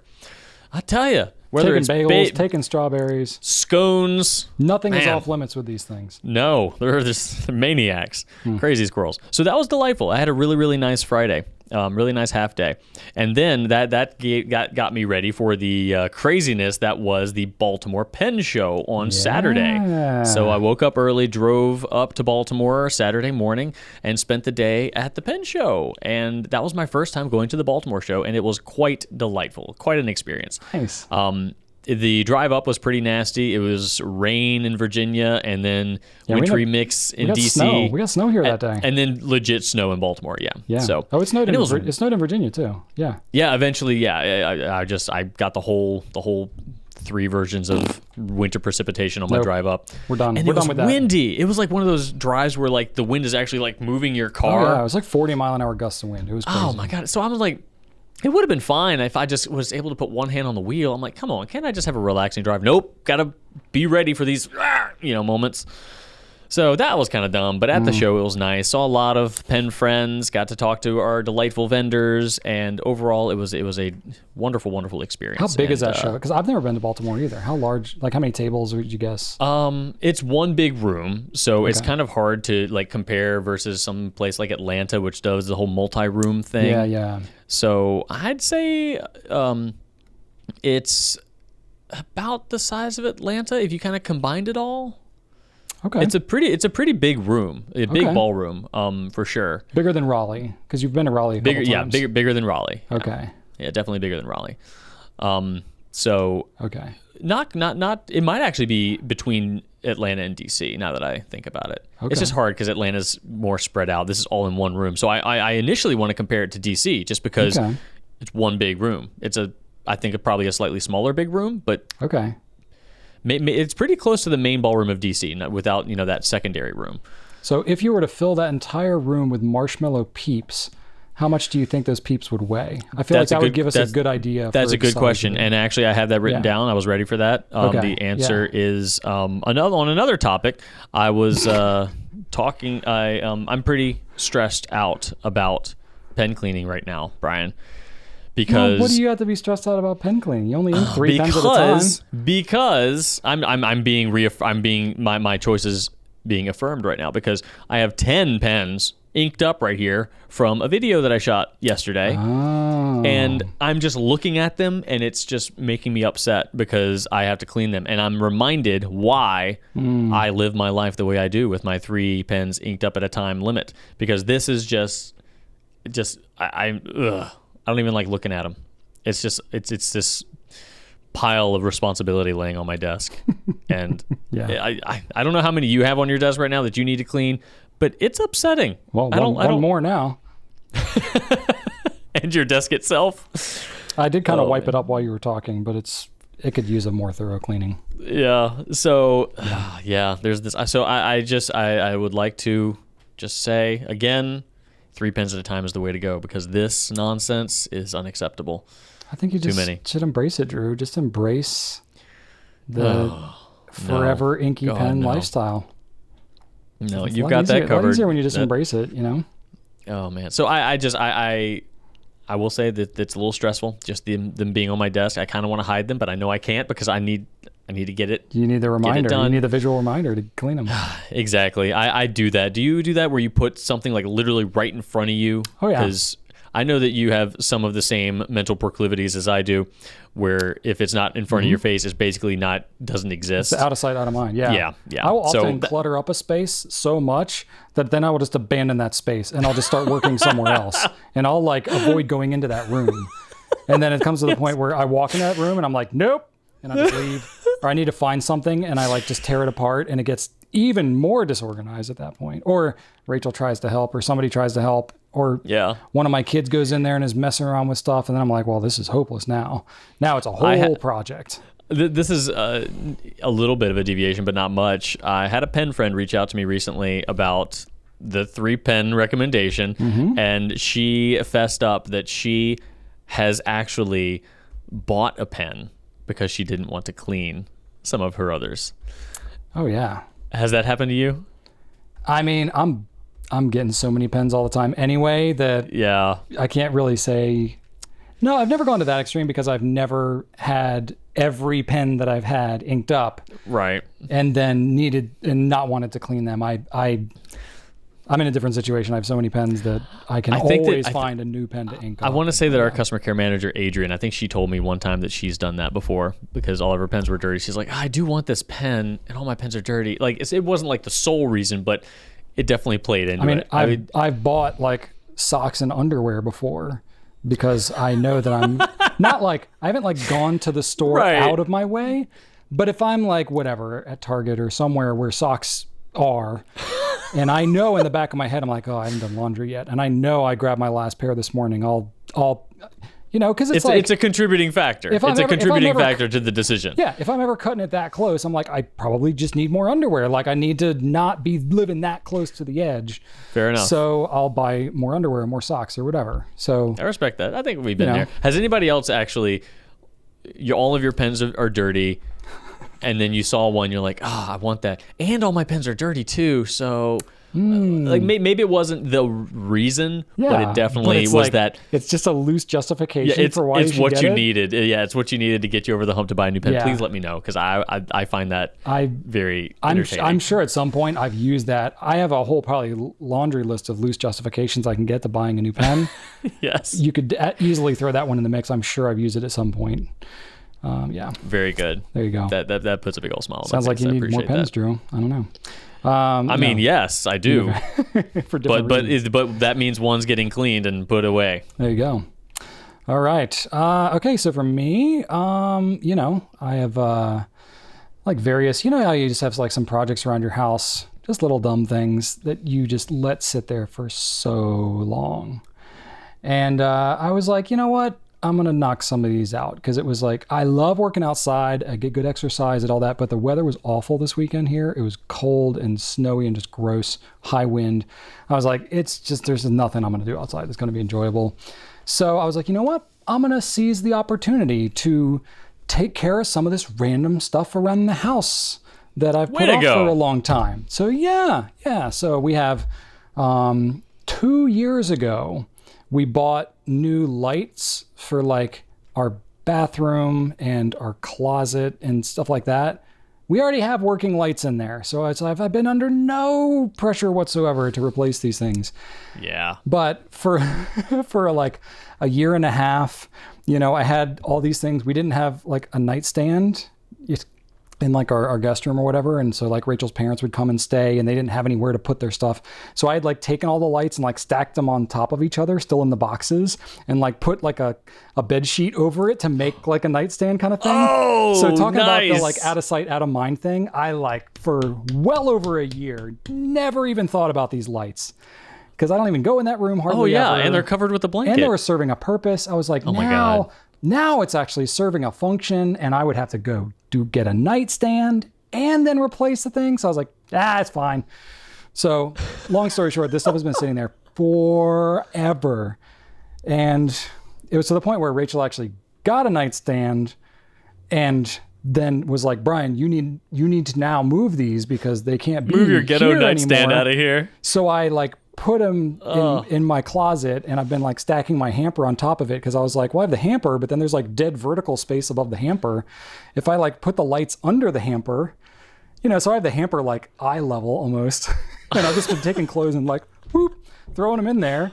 But like those lights have just been there, and they've just like been a fixture in my closet for like 6-8 months. I don't know.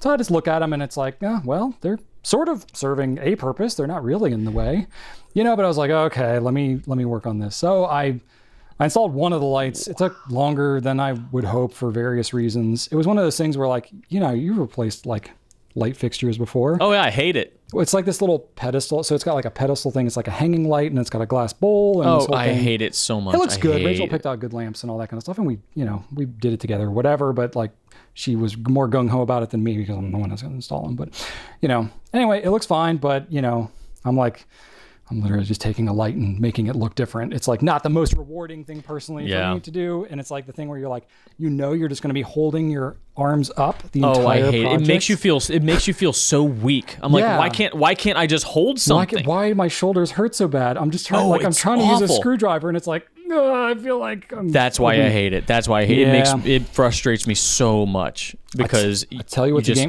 a game changer though. So I bought this little bag. So this is like, I keep like basically a bag in my garage now. Cause you know me, I've got tools. I've got like a separate tool, whole situation over there, but it's like, you got some tools. It's attached from my house and it's a whole thing. So actually in my garage, I think it's called like an electrician's tool bag. It's basically a small tool bag with a bunch of pockets in it. And it's got like a padded kind of a sling to it. And I keep like a couple different types of screwdrivers, measuring tape, electrical tape, that type of thing, a box cutter. I keep all the little things that you need for these projects to like hang pictures and, I keep like wire nuts and stuff for like electrical projects like this. So I keep all that just in this bag at all times so that when I start a project like this, literally I just grab this bag from the garage and I have it like slung over my shoulder. So whatever the project is that I'm working on inside the house, I basically have all the tools with me at my arm's reach. So if I'm getting like up and down a lot, it's annoying because it's like slung over me. But if I'm working on something like this, I'm not like resting a screwdriver on top of the toilet tank that then rolls off into the trash can. And like, that's the really annoying stuff. So I do have a pretty efficient system for it, but it still took me longer than I thought. But anyway, I need a tool that like, it's like some sort of tension rod that I can put between the ladder and the fixture, be it a fan or something that just holds it up there for me. That's what I want. I want someone, it has like a bowl sort of grip on the top side and then just a platform, and I just need to like whoop, whoop, whoop. So it just holds it up and I don't even need to hold it. All I need to do is just screw it up there. That's what I need someone to invent for me. It's a good idea, Drew. Yeah. It's a good idea. So yeah, I did that. I did another fun project. This was cool because I got to recruit Joseph into it. So it's like, all right, getting to train my kids a little bit. I offered it to Ellie too, and she had no interest. She's like, how much interest. How much are you paying me? No, didn't even have an interest in pay. I paid. Oh, wow. I pay the kids to help me with stuff, and they also get to learn. But usually Ellie is all about getting some cheddar. She normally is, but not in this case. Okay. Funny circumstance. So we have my kids have a bathroom that they share, and they shower and stuff like that, and they never turn the fan on. It's just like, what is wrong with you? Are you allergic to the fan? Like, you walk through the hallway and you're like, what the heck happened in this bathroom? And you're like, slam the door, like turn the fan on. But the fan, like, I wasn't sure if you were talking about the condensation from the shower or both. Okay. Sometimes both together at the same time, and then you're like, oh, this is like, oh god, I don't know what it is swamp about like the swampy moisture shower air, but it just makes bad smells. Oh yes, absolutely. Anyway, 100%. So it's a whole thing with my kids, and I was like, you know what, I really don't want to like fight my kids on this. So I was like, let me see if I can find some solutions. So what I found is a switch that you can replace the switch with. It's a moisture sensing switch. So if they're showering and they don't have the fan on, then it'll automatically turn it on if the moisture gets to a certain level. And I was like, this is what I need. So I replaced. So I did. Do they have a stank sensing switch? They don't. So I was thinking about just wiring it right into the light so that you could do it. But they have like two different lights and it's a whole thing. So I was like, two-way switches are beyond me. I never do those right. I screwed one up one time and I've never tried it again. Yeah. But it's cool because this switch also has like a countdown timer on it. So if you hit the button to manually turn the switch on, it'll automatically shut itself off after 30 minutes or something. Nice. So if there is a stink, I can hit the button or whatever, or anybody can, but I'm usually the one that notices it. So I can hit the button and then leave it be and don't have to think about it the rest of the day, as opposed to like, I'm starting the work day. Oh, it smells awful. Let me hit the fan. And then I come home and it's like still on. I'm like, well, I'm just sucking air conditioning right off the house. So anyway, so that was fun. So Joseph and I, and the fan itself, we had to actually replace too. And I will say, was really putting off that project for a long time. The fan, our house is like 25 years old, so it's the original fan in there.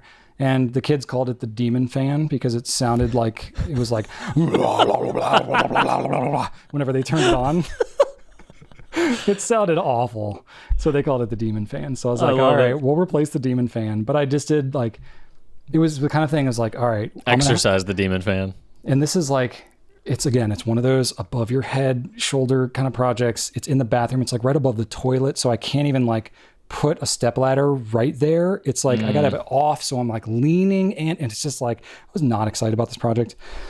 So I was at Home Depot and I was like, let me just buy a replacement fan. I have no idea if it's the right thing, but I'm already here. Like I keep forgetting to pick it up and think of it because I was like, oh, I should really take out the existing fan, figure out what the heck it is, go try to find a replacement. And it just was like so much of a project. I just resisted ever starting it.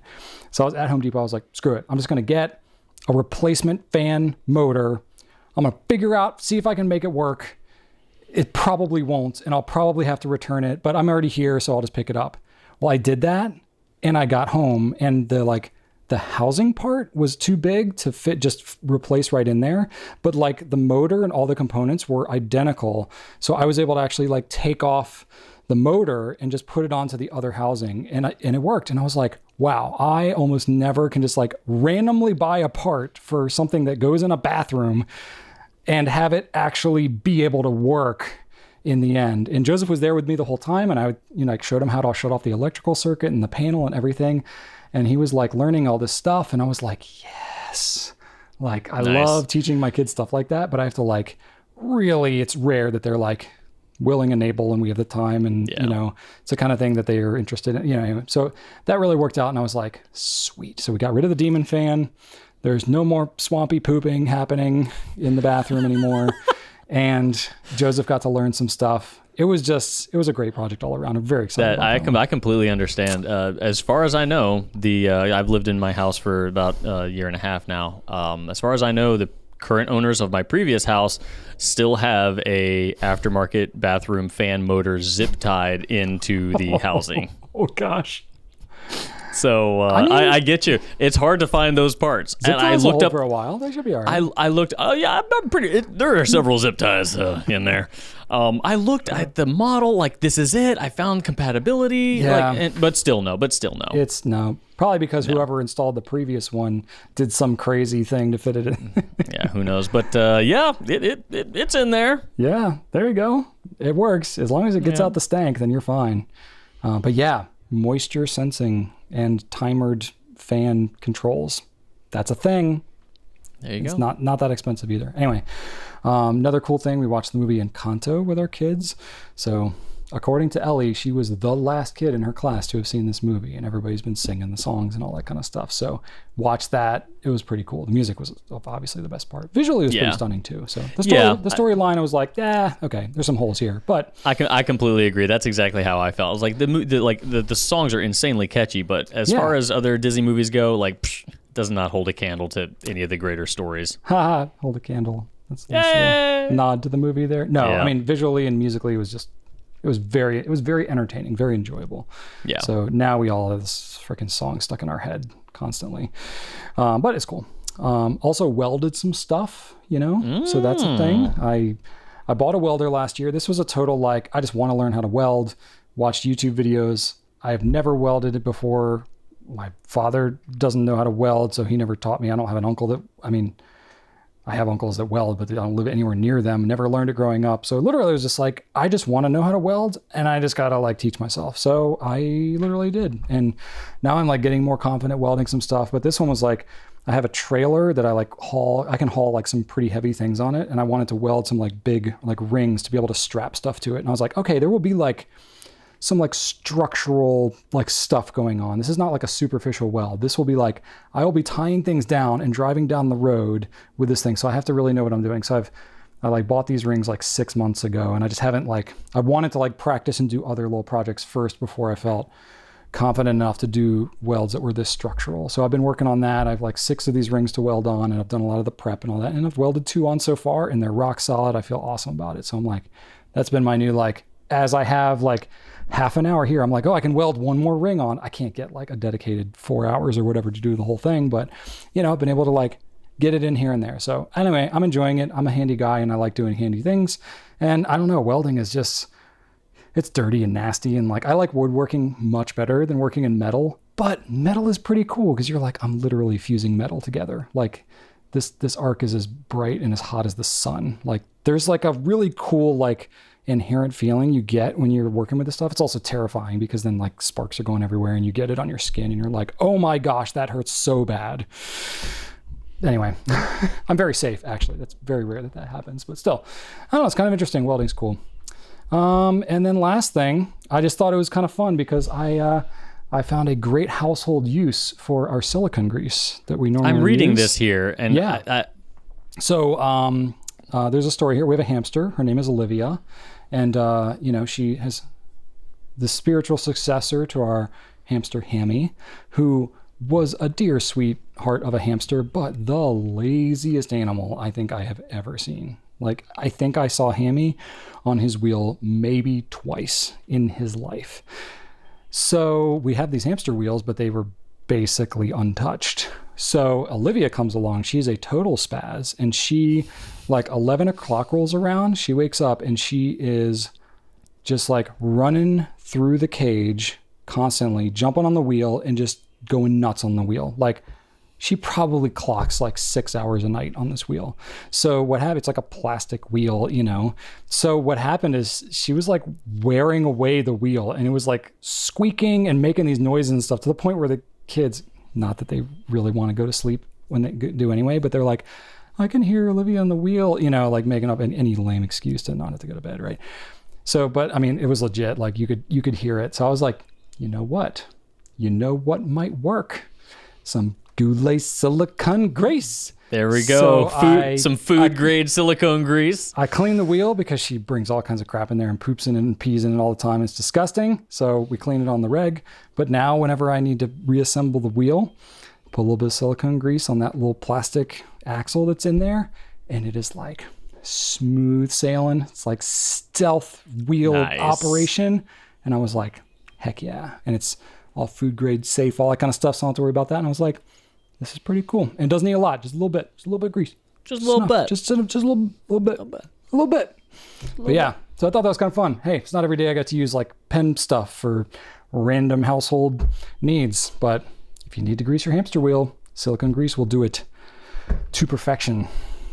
Fantastic. And that's what's been going on in my life. I just saw silicone greased our hamster wheel. All right, well. That's not a metaphor. It's quite literal. All right, I got a quick company update for you.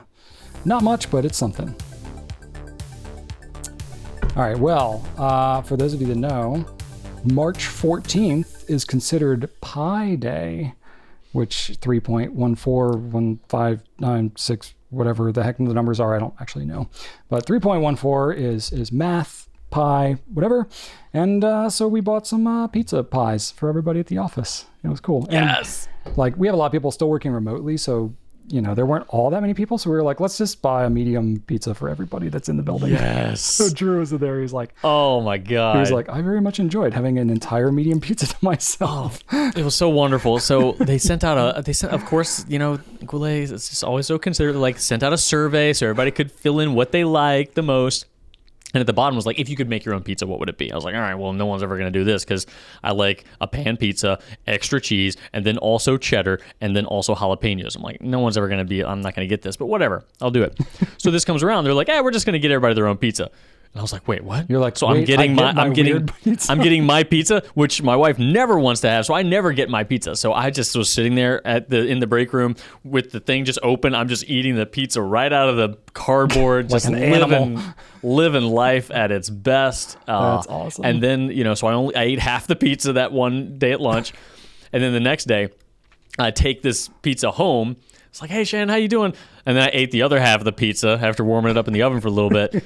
And yeah, I'm feeling great, man. I don't even care. It's like there are some times where your body tries to say, no, don't do this. And your mind is like, no, screw you. This is delightful. You can shut up. You want this. You want right. this. So that's where I am. I'm like, I don't even care. My stomach tries to be like, I was like, no. This is delightful. You can shut it. you're gonna do this again, and you're gonna like it. Yeah, so you will like this. You will. I'm telling you, sometimes you just need to will that away. I'm like, no, you're not taking this from me. You are not going to associate anything negative with this glorious moment. As much Taco Bell and Bojangles and Waffle House and stuff that you put into your body, Drew. Give it to me. I imagine you're familiar with this process of willing your body. I just shut it down. I'm like, don't you give me that. Don't you give me that sass. Wow. I don't want to hear it. Which is funny because looking at the two of us, you wouldn't think that you're the one that is doing this more. You would think that I am, but no, it's mostly Drew. It's a mental game, Brian. Just got to crush it with your mind vice. Yeah. That's not true at all. It's not true. I wish it was. Yeah.